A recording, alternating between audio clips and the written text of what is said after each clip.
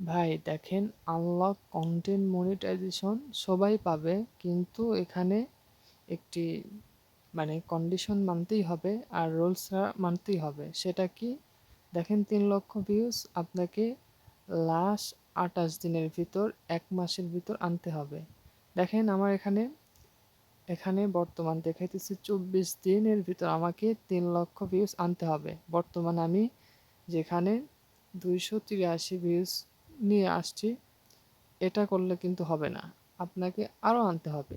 এই 283টা ভিউজ দিয়ে কিন্তু আপনি আনলক করতে পারবেন না কন্টেন্ট মনিটাইজেশন।